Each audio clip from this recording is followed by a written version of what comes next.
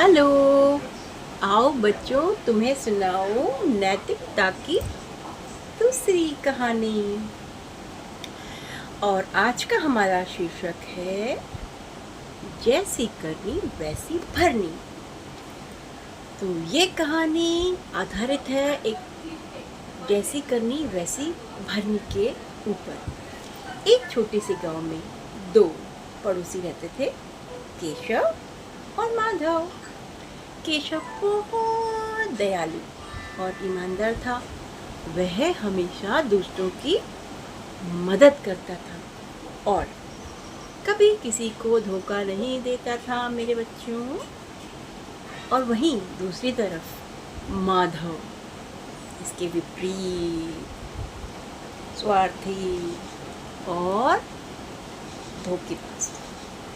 वह हमेशा दूसरों का फायदा उठाने की कोशिश करता था। एक बार गांव में सूखा पड़ गया और कुएं सारे वहां के सूख गए। लोगों के पास पीने का पानी भी नहीं बचा। केशव ने सोचा कि गांव वालों की मदद करने का फैसला लिया, मदद करने का सोचा, क्योंकि वो तो दयालु था। उसने अपने बचत किए हुए पैसे से एक नया कुआं खुदवाया, ठीक है, ताकि सभी को पानी मिल सके। गांव वाले उसकी उदारता से बहुत खुश हुए और माधव ने इस अवसर का फायदा उठाने की सोची। उसने केशव से कहा कि भाई वह भी कुआं में खुदवाने में मदद करेगा, सपोर्ट करेगा, लेकिन असल में उसका इरादा कुछ कुएं के पानी पर अकेले कब्जा करने का था, ना कि मदद करने का। राइट। अब जब कुआं तैयार हो गया तो माधव ने गांव वालों को पानी भरने से मना कर दिया और कहा कि ये कुआं सिर्फ उसका है, गांव वालों का नहीं। गांव वाले माधव के इस बर्ताव से बहुत दुखी हुए और उन्होंने केशव से जाकर मदद मांगी। केशव ने माधव को समझाने की बहुत कोशिश की, लेकिन वह नहीं माना।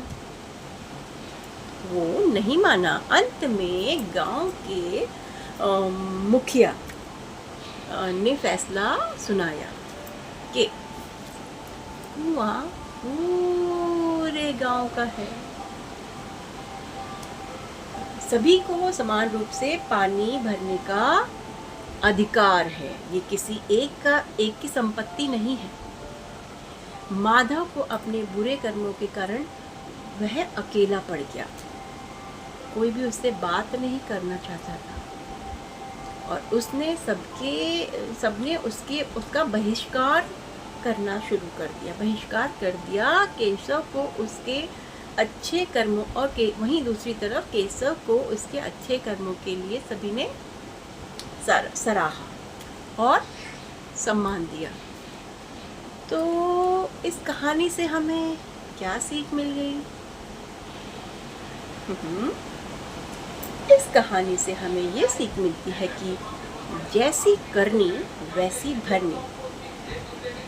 For that, जो जैसा करता है उसे वैसा ही फल मिलता है। ईमानदारी और दयालुता हमेशा पुरस्कृत होती है, जबकि स्वार्थ और धोखेबाजी अंततः दुख का कारण बनती है।